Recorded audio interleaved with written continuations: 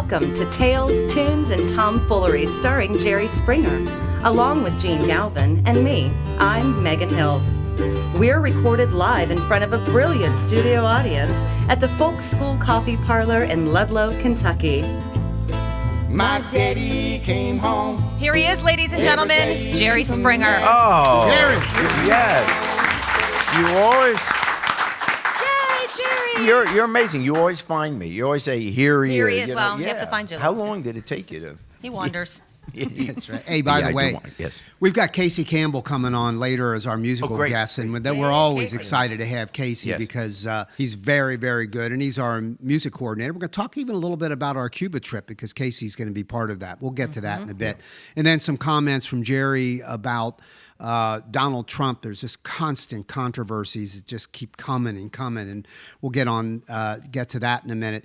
I wanted to first of all say, and I feel a little resentful because I get this email several episodes ago from Jerry to Megan and me.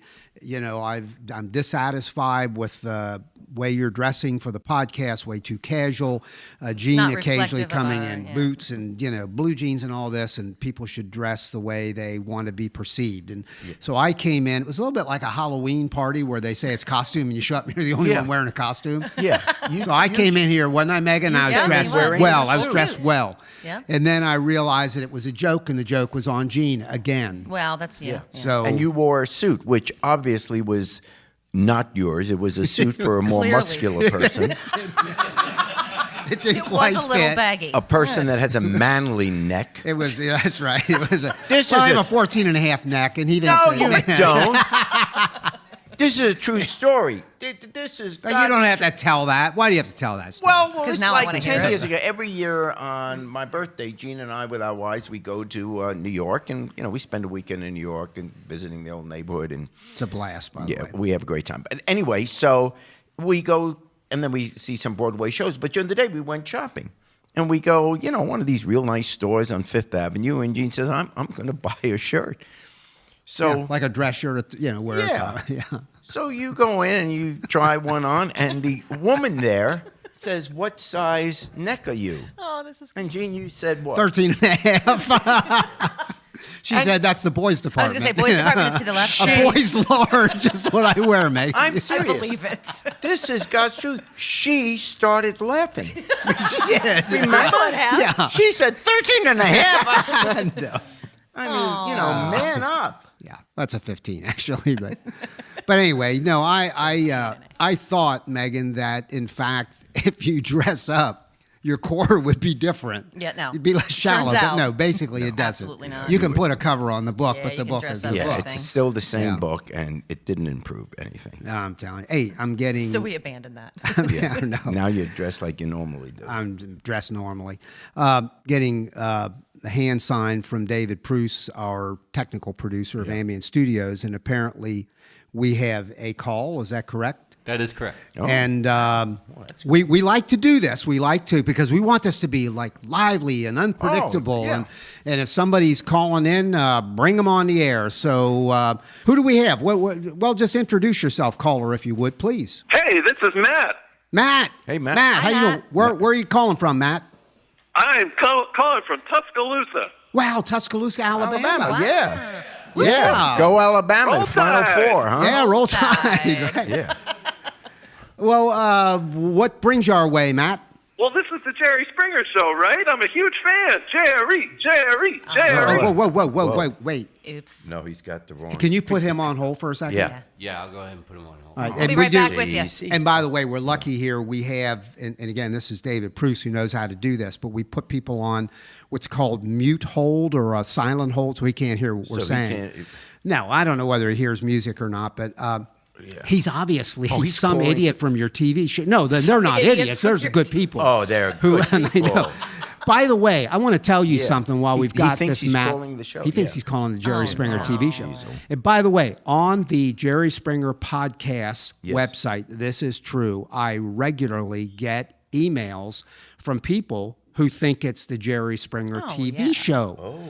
asking, 'cause it's- proposing topics and You can imagine. whatever. Well, you can and- see it's jerryspringer.com, so you can see where they would Yeah. maybe be confused. right, I right. can So see we don't that. want to Oh, say. that's right. It's the same name. It's the same name. And we don't want to say that Matt from Tuscaloosa, Alabama, is an idiot. We're not going to say that. But you just did. But he's kind of moronic that he's calling up. He's a good thinking- person. He's watching my TV show. God bless him. Yeah. Well, I'll tell you what. Let's bring him back on, Yeah, and okay. we'll give him kind of a bum's but, rush and yeah, move but he on. must be slow. Yeah. All right. Let's bring Matt back on. Hey, Matt, how you doing? Hey, Matt. Welcome back. Yeah, Thanks for calling. Jerry. No. Yeah. See, we're the podcast. Yeah. A Matt. podcast? What about the show? Yeah. Well, you got the wrong one. Sorry, yeah. buddy. See, this is different. This show we do a little comedy. We do music. We do politics. Yeah. It isn't like the TV show. Okay, podcast. Oh, see, he's just trying to Yeah. Nice. Oh, so Nice, and huh? you would like to be But- on our show? Like, so what would you? What is it that you do or have that you think might fit? So You mean yeah. on the TV show? I don't know. Let's see what he's got. And Yeah. we'll figure it out. What do you got? I would be a great guest on either show, you guys. Here's my story. I'll tell you a little bit about me. All right. I'm a 19-year-old high school senior because high school is a marathon, not a sprint, All right. Jerry. Yeah. All right. And here's the thing. Here's Yes. the thing, guys. I'm Shouldn't- dating my principal. She's a 50-year-old woman. No. Oh, this is perfect. He's dating Could you- his principal, who Oh, is this a is- Gotta be some sort of 50-year-old an woman. This is Gray perfect. Could you area be on next Tuesday's show? This is I great. could. I'm available all the time. I have nothing else to do. I'm ready. I'm Aren't able you supposed to do be Yeah. graduating, Matt? Like, should we maybe wrap He's up 19. that high He's school Yeah. career? tried that Yeah, once 19. before. It didn't work the Clearly. first time. All right, Matt, we'll call you. Oh, Thank yeah. you. Let's hear it from And Matt. say- I mean, yeah. we'll call him. Say hi to your principal. Yeah. The principal. What's he doing? That is kind of just that's creepy. weird. That's That is wrong. creepy. That's Yeah, we would questionable. That's never. wrong. Yeah, that's not happening. not especially condone because your that. TV show has values. They're not going to do anything like that. Hey, let Why me ask. are you laughing, May? I forgot how classy you are. It's easy to forget. Megan, can I ask you a question? I love this part. Yeah. What, Gene? Yeah. Well, here's a question. I remember reading in your bio, I guess, when you applied to work on Tales, Tunes, and Tomfoolery. That did not And the part that we really like is that part where you agreed to pay us to be on the show. Right. We really do I appreciate do. that. $50 But- a week to be here. $50 You're welcome. a week if you'll be on the Is that show. part of the financial plan? That That's is part his of my financial financial plan. Why have My I not business seen plan. the $1 of the 50? Jared, there is a lot of overhead that I have to deal with. Hey, Megan, when you were in college, you did singing telegrams. I did. True? Yes, for What real. the I did heck singing was that telegrams. like? There was a company around for years and years and years called Eastern Onion. Yeah, can we name that? Maybe we should. I don't even think they're around anymore. Not even around so, Yeah. anymore? Okay. But I did. I was in Oh, theater. I remember one of them. Oh, no, I'm sorry.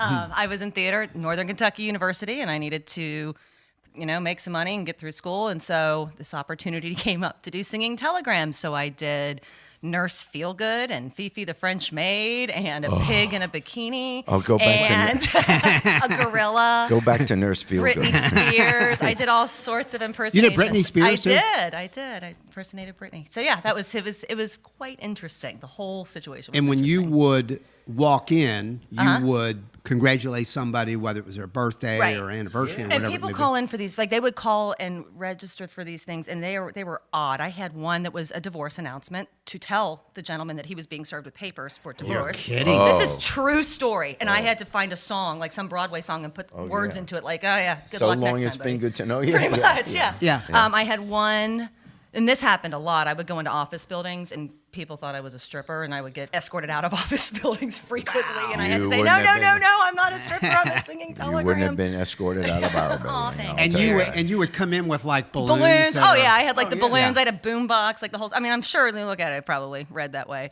But it's amazing what people will put out there.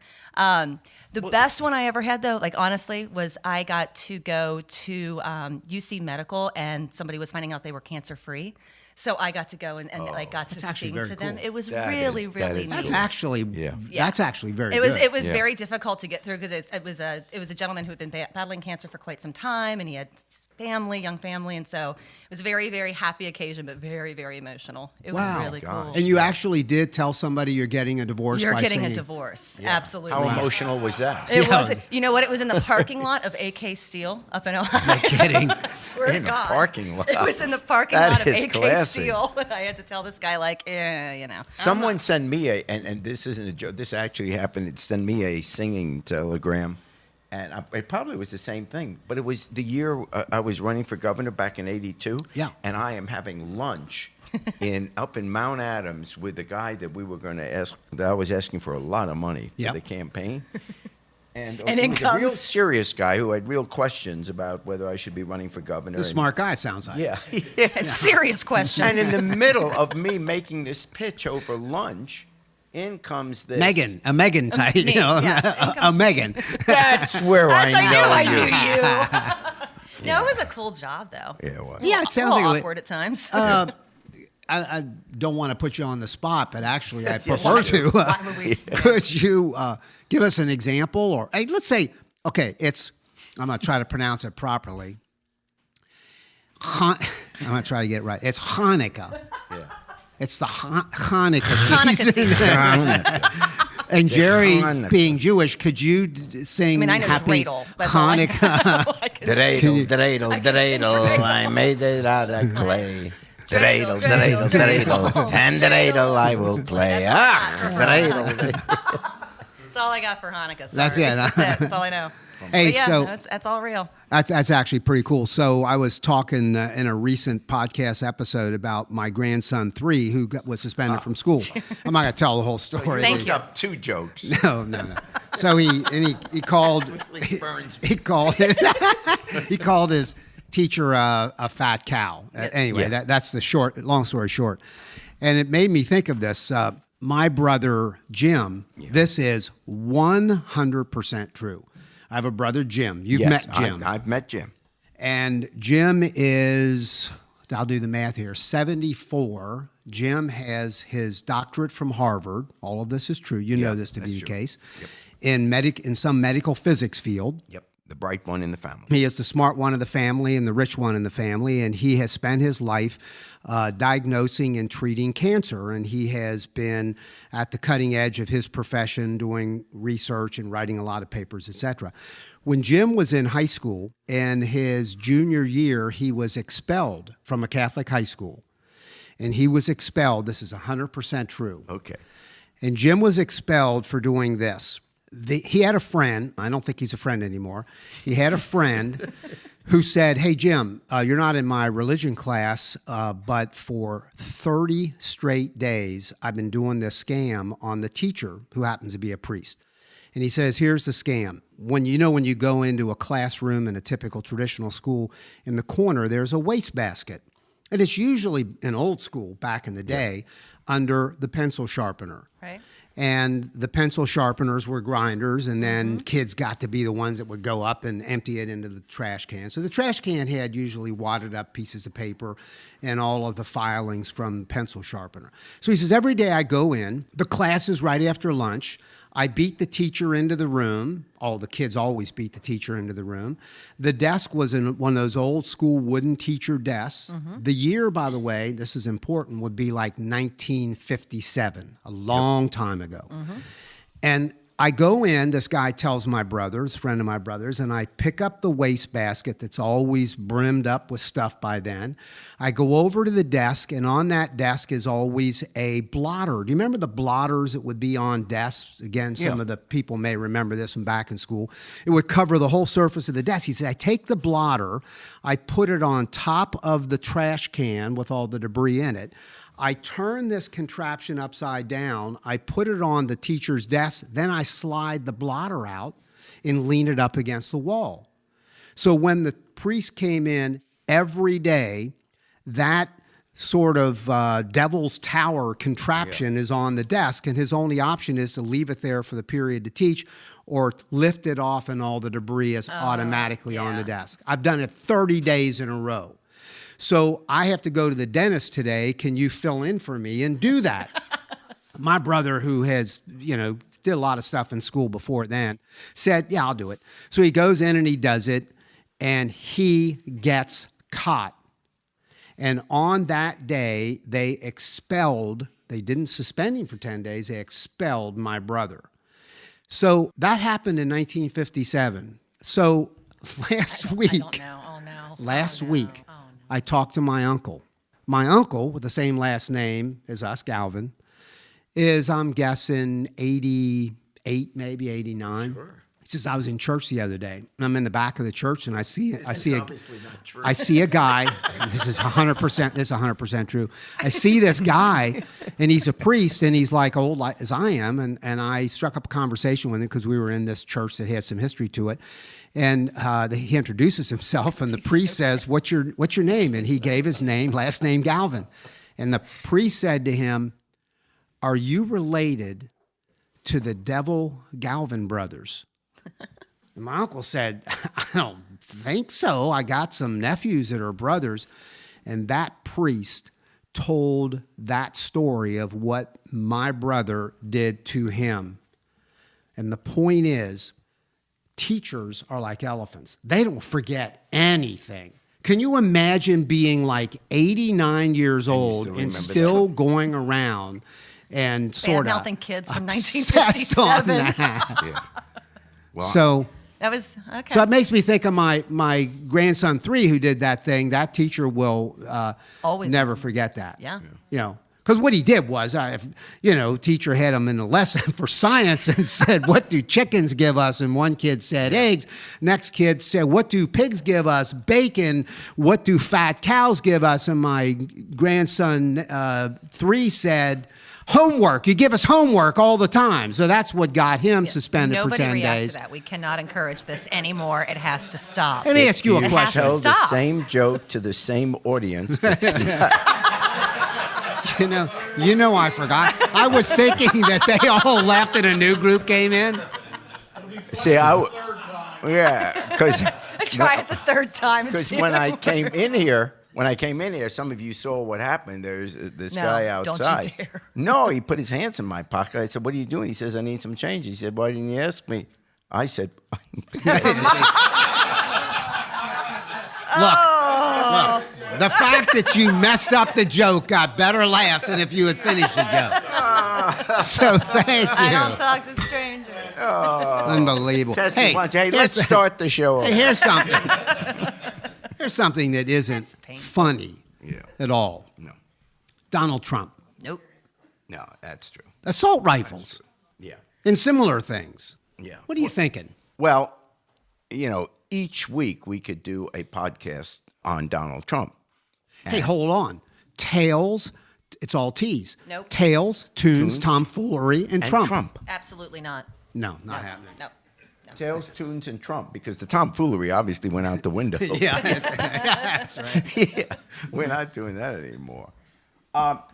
The recent headline is that Trump tweeted, which, by the way, he's, each election cycle, new things are learned about how to campaign.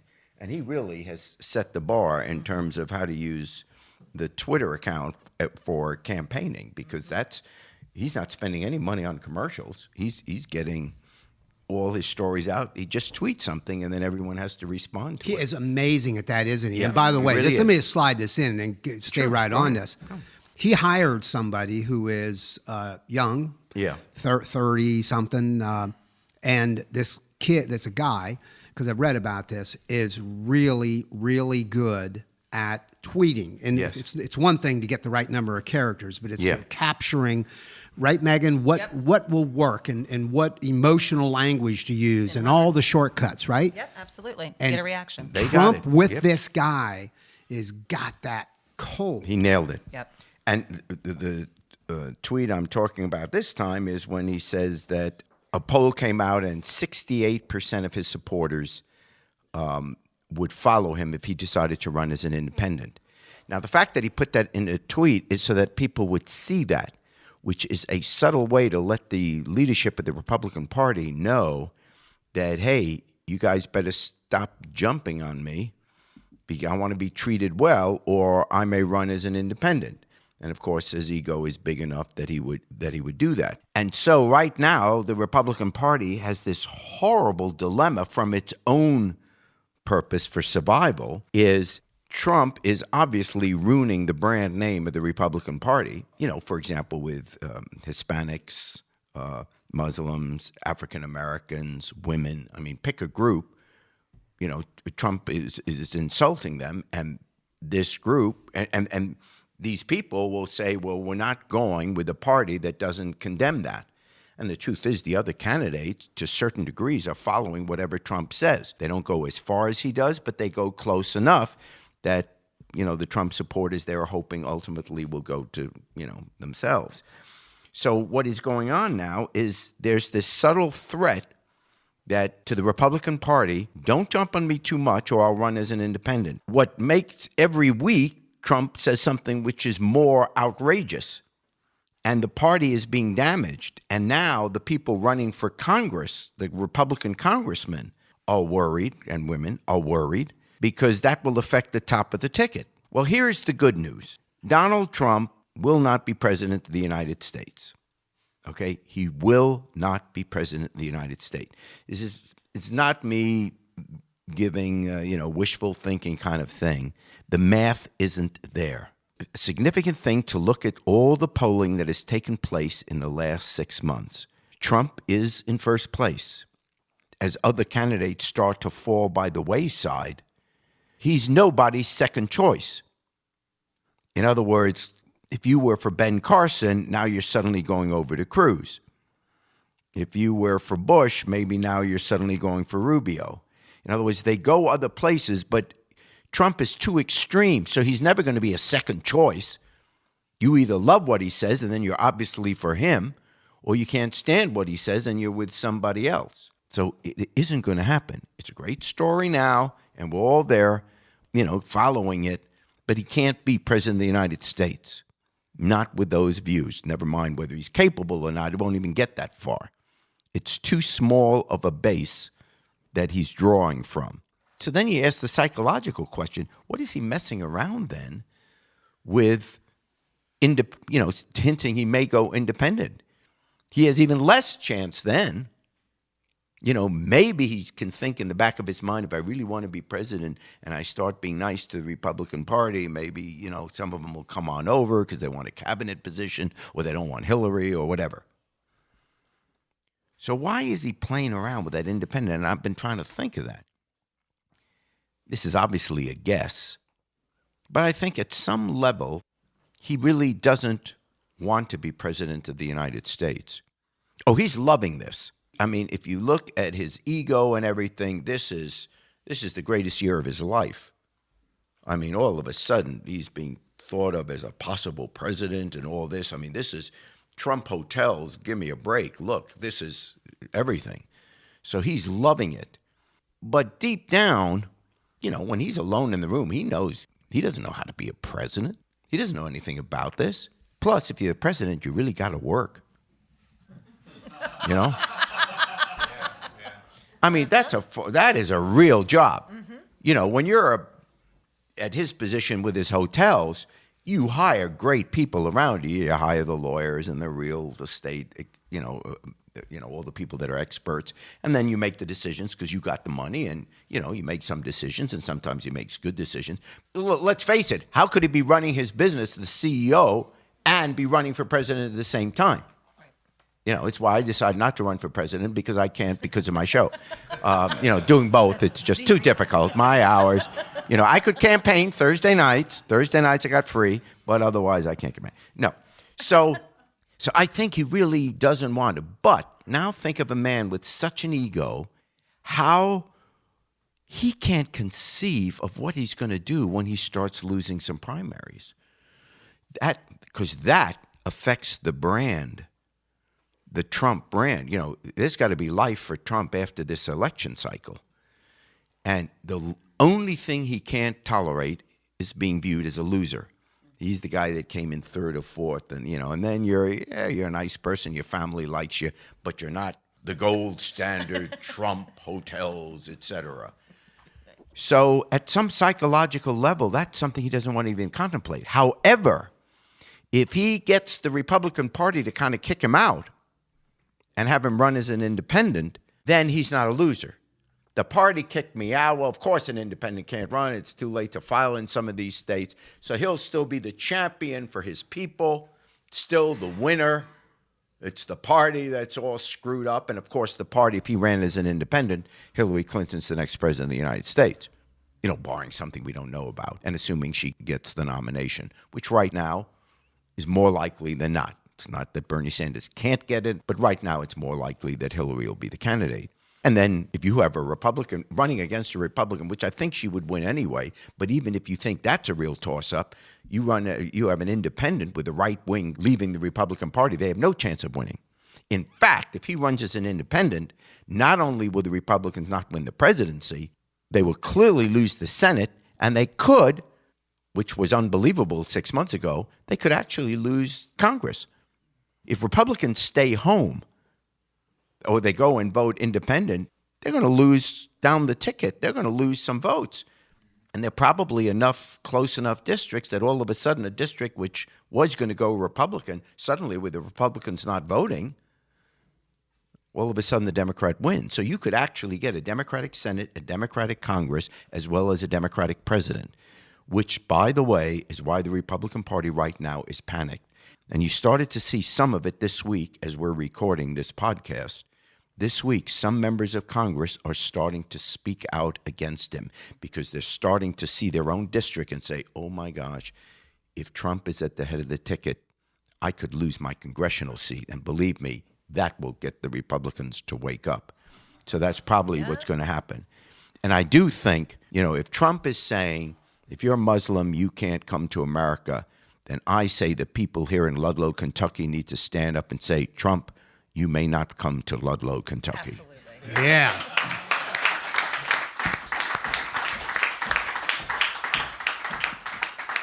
We'll have to ask the mayor could we if he call would the take mayor? that Grab him. position. We Right should on the do that. street. Yeah, And, we should. take a stand. Trump is not welcome here, Not and welcome we can in put that Ludlow. out. Hey, this is pretty cool because a good friend of ours, Casey Campbell, he's actually on our team, and he's just sitting down now and picking up his guitar. He's told you he's your friend? Yeah, Sure right. he is, He Gene. claims he is. Sure he's your He said friend. a friend of the show, not a friend of You're good. Gene's.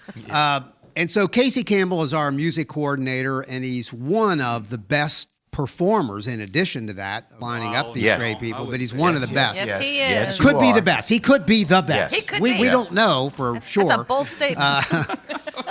And by the way, and Casey has his first CD coming out. It's going to come out in spring, I think. Would that be correct. true? That's Yes, exciting. sir. So Casey is, I think you've recorded all the tunes, by the way, have you? That's right. Yeah. And It's now done. they're We're in just wrapping it up. Well, we'll be buying. And I'm betting that, Casey, you'd be willing to do a song off of that new CD. Is that possible? I can. By the way, Casey's going to join us when we go to Cuba in the spring. Yay! And this is actually pretty cool. Let me slide this in, and then we'll ask you to do a song. But our vision of, and we've mentioned this on previous episodes, but in the spring, the Jerry Springer podcast will travel to Cuba and spend 5 days there. Primarily, we're going to see 3 cities and travel around, but primarily we're in search of songs and singers and songwriters from a movement called La Nueva Trova. And these are message songwriters from Cuba who started writing songs after the revolution of 1959. And they've been doing so all through the years. So they are the Cuban versions of, I don't know, singers like Peter, Paul, and Mary, Bob Dylan, Pete Seeger, Woody Guthrie, etc. They're unplugged performers, guitars, and probably other string instruments. But Casey's going to go with us so that part of what we do there will be a cultural exchange. We want Casey in informal and formal settings. Might be sitting around a Socolo on a corner and spontaneously with us recording, doing some of his music. And we think that will draw a crowd. And you're going to hear in a minute why it will draw a crowd. And then we're going to hear their music. And with the help of translators, we're going to have a little bit of a back and forth about, the songs that you bring and the songs that we hear. So with that as a backdrop, please do us a song. I will. This song is called Ode to a Friend. It was written by A friend of mine, actually, Pat Gronholm and his brother Moose. So, ode to a friend.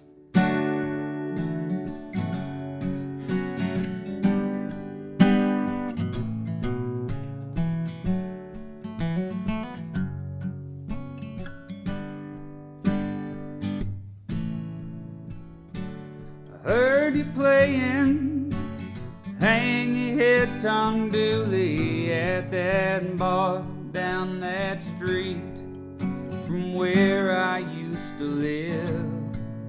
You blew that harp, man, you sounded just like a freight train, a boxcar sold from Old Folk Row. You picked what you believed. As the weeks went by, showed me your old songs about ambition and your mother's wishing and the road your feet were bound. The lantern lullaby makes the bones in my cheek quiver, but it's your unpainted picture is my favorite of them all.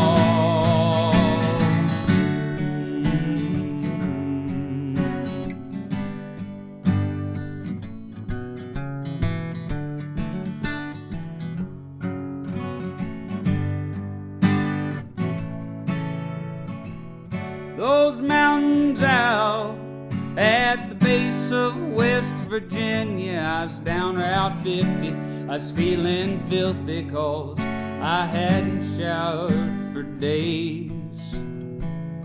But I hummed your songs while the country slept beneath me, and I held my knife. I prayed to God that I'd see you once again.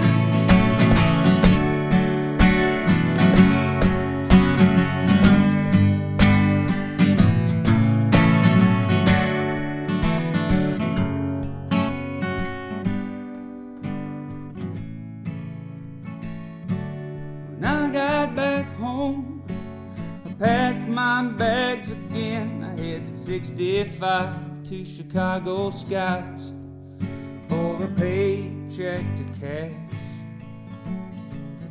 But I have not forgot about our old friend Woody or Arlo or Bobby Pete Seeger or Doc and the train they rode in on.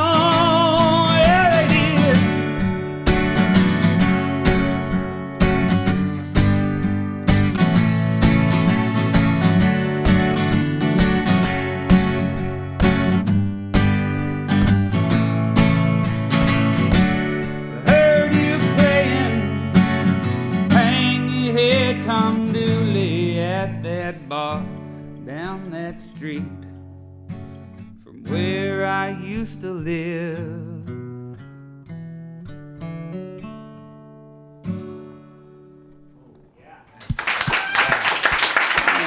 Thank you. Wow. I always forget.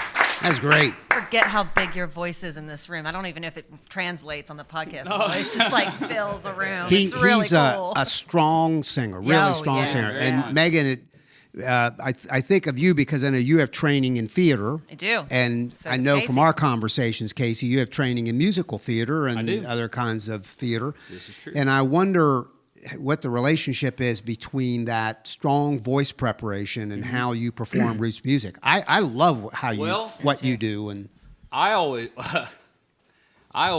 credited my large head to my big sound. I just assumed that I just assumed that it's hasn't worked for me. It's just, Resonates up there. it's just resonance, and it just.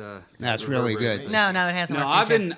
I've been singing my whole life, and I think that's where it comes from. Honestly, I was practicing from the time I could speak, and I didn't even know it. And you just grow up and things like that. And I was fortunate, really. So. Well, some singers, roots music singers, people performing with just a guitar, can, and these aren't the good ones, but they get kind of lost. They get lost in the corner of a room. You command a room, and that's, we think, very cool. Well, that's where some of the training comes in. Yeah, that's what I was wondering.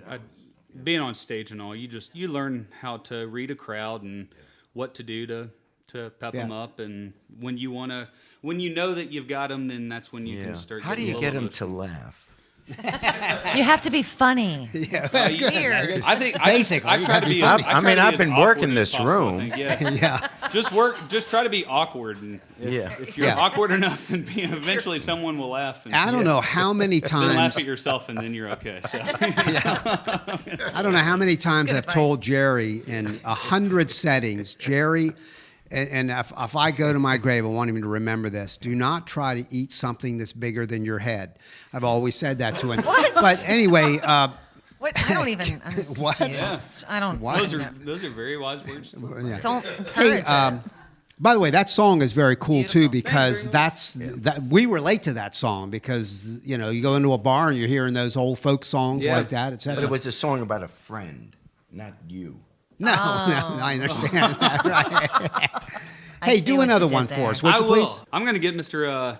Matt Williams up with me, the Catfish! It's Catfish! the owner of the Folk School Coffee Parlor.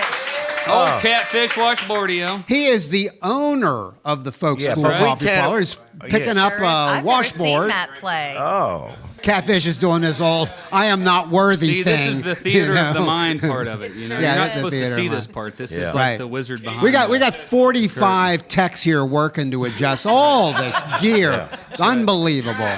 I always Unbelievable. wanted roadies, Gene. Yeah, that's right. Hey, Casey, you pretty excited about going to Cuba like I'm we are? very excited. I'm glad you mentioned that. Yeah, I am. I'm really delving into some of the old labor songs and all, and some of them, some of the bigger hitters of that genre I knew, and I know some of the real classics. But I've been trying to kind of brush up on the whole library of labor songs and folk songs from the International Workers of the World and Joe Hill and all the wobbly songs, that stuff, and even back into some of the early labor songs and chain gang songs and slave songs and things like that. And it's gonna be great. I think it'll be really good stuff to share and it's why I said, and you would agree, that his voice is big. He'll draw a crowd. Oh, yeah. I mean, there will be people who will, because the quality's got to be there, and it is. But it's the also very showmanship's strong. incredible. All right, If we'll I do a can do second one song. thing right, I can sing loud. That's right. All right. Well, this song was written here by Mr. Matt Williams, Catfish Washboardio Nice. of the Folk School Coffee Parlor. And this will be on my new album. I am. It's all being wrapped up. I am a procrastinator to the max, and so this stuff kind of drags on. But we're finally getting there, and I'll have an album out very soon, and this will be on it. It's called Lincoln. Well, I'd Fight for my Lincoln, and I'd die for my Lincoln, Well, I drive and Lincoln carry me home. Sally paddles her canoe up that river every day, and she's got her red dress on, howling out that raging song. But that current was too swift, and the water sent a chill to her bones. Well, I'd fight for my Lincoln, and I'd die for my Lincoln. Well, I'd drive Lincoln carry me home. Paris is too bright a town, so I pull those dark shades down. London makes me think of her, standing with that chorus girl. They strike up a lover's tune, leaving me sit alone. I hang my head. Well, I'd fight for my Lincoln, and I'd die for my Lincoln. Well, I'd drive Lincoln carry me home. Starry nights are filled with fright, stubborn left religious right, striking up that great debate. We all end up in that grave, looking up from down below, with no eyes left in my skull to see you through. Well, I'd fight for my Lincoln, and I'd die for my Lincoln. Well, I'd drive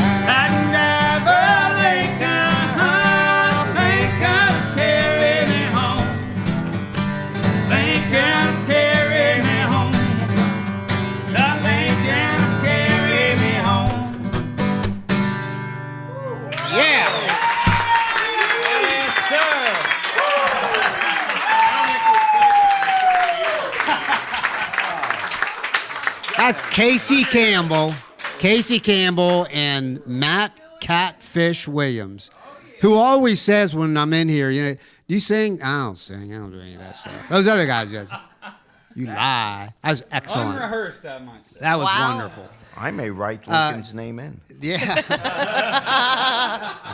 Can you guys take us out on Leadbelly's Irene Goodnight? We would love that. Jerry Springer will jump in. Stop your rambling. Stop your gambling. Stop staying out late at night. Go home to your You've been listening to Tales, Tunes, and Tomfoolery, recorded live at the Folk School Coffee Parlor in Ludlow, Kentucky. Thanks to Patrick Kennedy for writing our opening song, and to you for listening. Check out our website at jerryspringer.com.